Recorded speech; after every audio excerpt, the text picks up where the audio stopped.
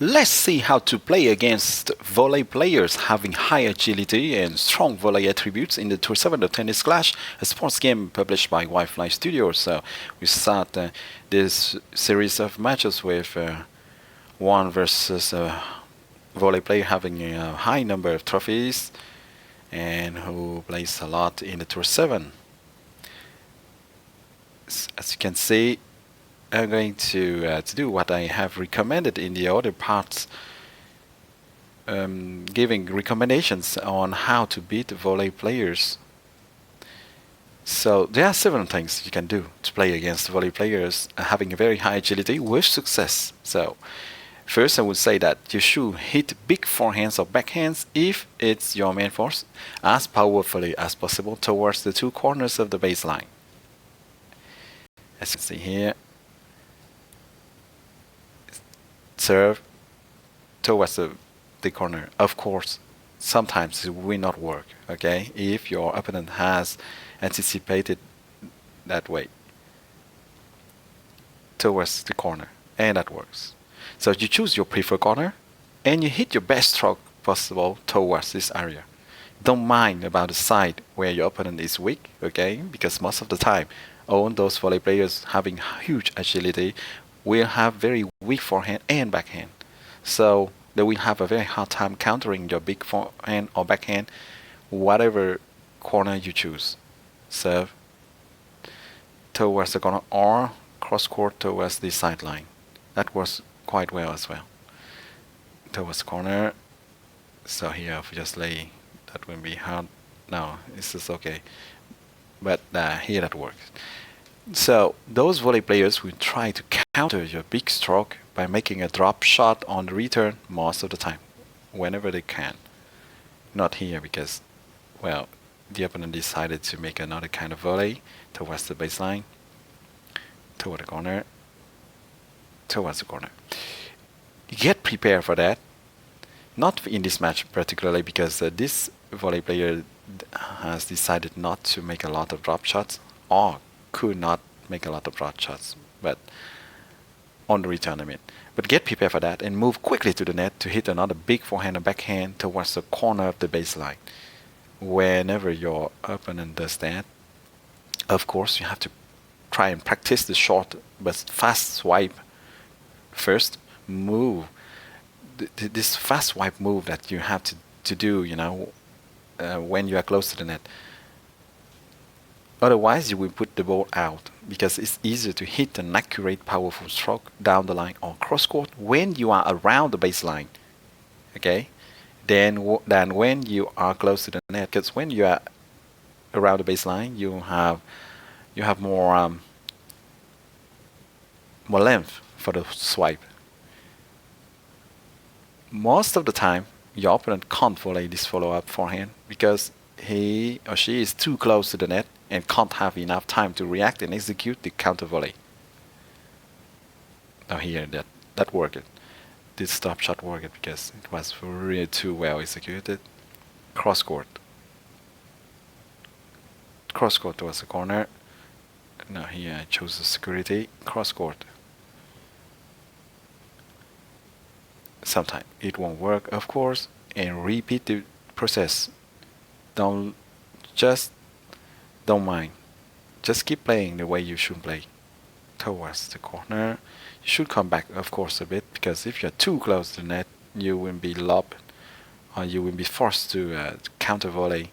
And of course, volleying is not your main force if you play with the baseliner style. Prepare for that, and boom.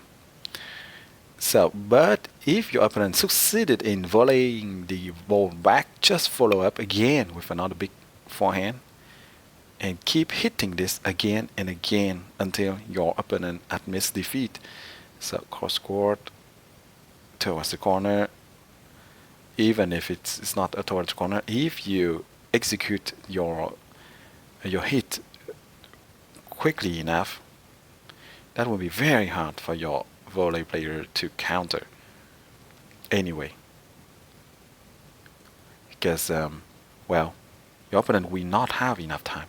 75 agility, 70 volley, That's enough to get more than 2,400 trophies.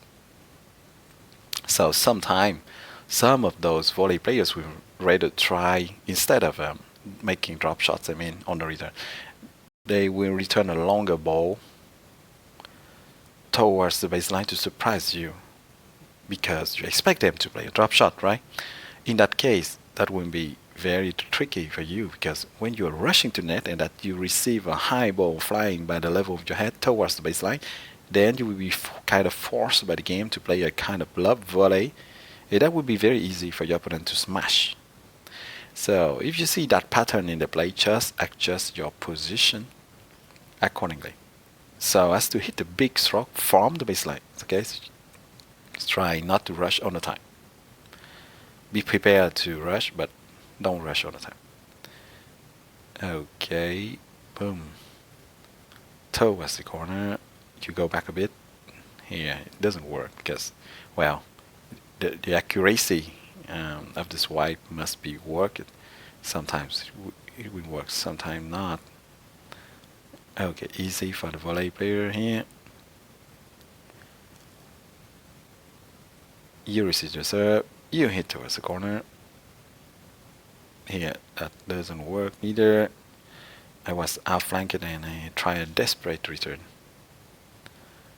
Here, that worked. Sometimes you know, in a match, you will make. Here you make more accuracy hits than other. That's normal. Just don't lose hope. Keep doing what you should do. Here I'm playing with a low serve, aggressive baseline profile. So as you can see, you don't have to play against the volley players. You don't have to get a high serve. A low serve can be enough because, well, those volley players don't have a very high forehand and backhand, so don't be afraid that their return is too powerful. So on the serve, your opponent, you can try and return a cross-court forehand and backhand, depending here again on your best hand, of course, to surprise him or her, because your opponent generally expects you to hit a forehand down the line instead. This is easier to execute. So cross court. See, your opponent will most of the time close the other side cross court, and that's very hard because your opponent expects you to play the other side completely. Generally, cross court hits easily winners when you play against the volley players because the opponent will expect you most of the time to 73 agility and 71 volley plus 41 serve, not too bad. The opponent will expect you to play down the line, you know, a down the line hit, than the cross court. So until your opponent figures out your pattern and starts to adjust his trajectory so as to counter that cross court stroke, but if he reads your pattern and he anticipates, then you simply change the time after to hit a big forehand down the line. When he is placed in the zone that a normal cross-court forehand would hit, just change the trajectory to, you know, to surprise. Try not to be read by your opponent. Well, that's easier to say than to do, of course, but sometimes, as I say, this will not work as you wish. Don't lose hope. Just keep playing the way you should play against the volley players, and it will come because, you know, statistically the volley player will fail somehow at the moment. So just keep doing that. In the previous match, I was lead, and I just kept playing. I was wiping inaccurately, and I just kept playing the way I should do. So, and it worked. Here, as you can see, the cross court forehand worked like a charm. Okay, and sometimes obviously the opponent will read, try to anticipate the cross court. So you will change and you follow up. Sometimes it will not work. Okay, you change, it doesn't work. So what? Just keep playing the way we should play. Don't start doing other things. Okay, he got it. So what? Should we do? Should we do weird things just because some points were not working the way we expected them to work? No, just keep doing playing cross court, big cross court forehands, or you know, big cross court or big forehands down the line towards the corners. Just keep doing that. Of course, you need to be accurate, but you should hit the ball to make it land as close to the sidelines as possible as well. So whether you choose to hit a cross-court winner, as explained previously, or powerful forehand down the sideline, just try to make this straight and fast swipe that will make the ball land very close to the sideline, whatever side. Why? Because your opponent has to choose one side to counter your strokes, or he will place himself at the center of the court near the service line, close to the net. So if you can succeed in hitting the ball towards one of the two corners of the baseline and as close as possible to the sideline, then the ball will have a very high chance to be out of reach for your opponent. Follow up, follow up, follow up, follow up.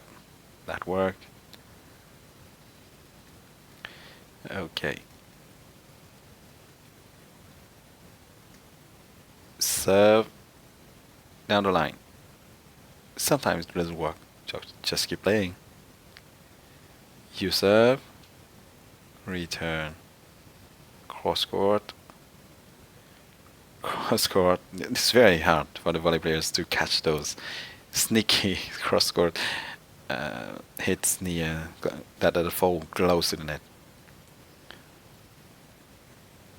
As you can see, it's much harder than if you make a big forehand, big hits towards one of the corners.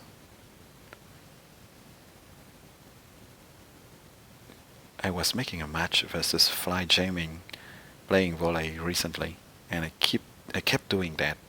I lost 6-7 at the end, essentially because I started very badly the match, but I kept doing I just did there. See? This sneaky cross court, not too powerful, but really close to the net and towards the corners. And well, I was leaded something like 1-5, and I came back to 6-6 just by doing that. But well, too bad. At the end, I lost because, well, essentially because I was lead 1-5 already. I didn't do that right from the start, you know. And then I started doing that because fly jamming fly jamming is one of the top 30. No, he's even in the top 10 players, global ranking of Tennis Clash. And sometimes he likes to play with volley when he is not playing with Kaito, the counter punching style, which is his preferred style, by the way. So sometimes he will switch to the volley style, and he's good as well. I mean, but you know, when you make those sneaky hits close to the net, that will disturb him a lot. Can tell you that. And I know for the next time that I play fly jamming with the volley. I mean, he play with the volley. So when you are close to the net and you need to make this short and quick swipe towards one of the corners, of course, don't bother to try and hit as close to the sideline as possible, because that will be suicidal. Just hit it hard towards the corner, and that should be fine. So it's also preferable to have a decent serve to win more easily on your service. If you play with the power serve, a big forehand build, or if you play with the all-rounded style, that will be easier, a bit easier than you wouldn't have if you play with the low serve build. Not because you will hit an ace, you know, because that's very tricky to ace a volley player having very high agility.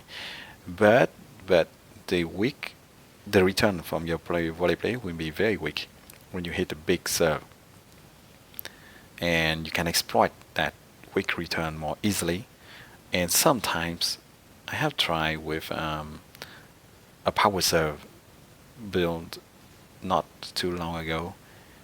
sometimes the volley player will even commit unforced errors when he or she tries and returns a very powerful serve. But of course, as you have seen in the second match, you can still beat those volley players with a very low serve, provided you read your opponent's position, method, and anticipation tactic well enough to hit the ball where it should land on your opponent's side. So as I say, the second match in this video show me playing with a low serve, aggressive baseliner style. And as about the strings, as you can see, a lot of those volley players will play with what people call a special string, so that they can catch the ball more easily, especially if those players have a history versus another, like this one. This opponent has already played me with the volley style, and well,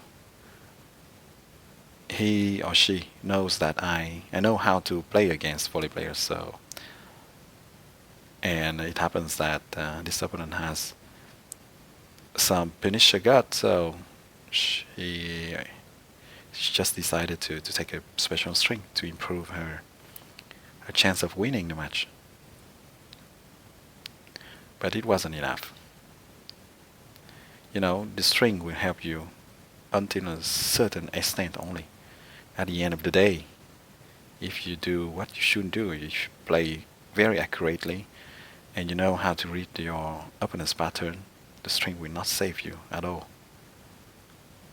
Even if you have a long catch tier 10, I mean, it will not be enough if you're not doing things here, you know. You just have seen, it's not accurate at all.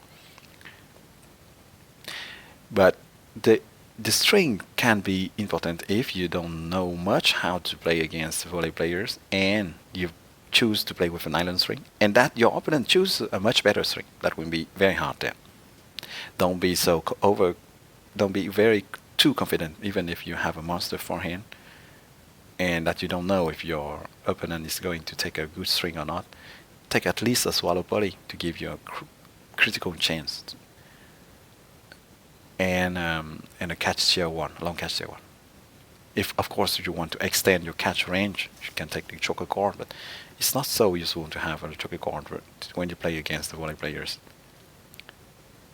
Choker chord is more when you play against a counter puncher or an aggressive baseliner, you know, because the hits of those volley players are not really powerful, so you don't have a time trying to catch them if you read well enough the pattern, I mean, of play of your opponent. So of course everything I say is useless if your attributes are too low compared to your opponents in this video. Okay, well, we are going to see my lineup used for this series of matches. For most of them, not for the one where I play with little serve. I hope you enjoy watching me show how to play against the volley players having high agility. Don't forget to subscribe to the channel Gameplay 365. Stay tuned for new videos of Tennis Clash, a sports game published by Wife Live Studios. Thank you a lot for your support, and see you soon on Gameplay 365. Bye bye.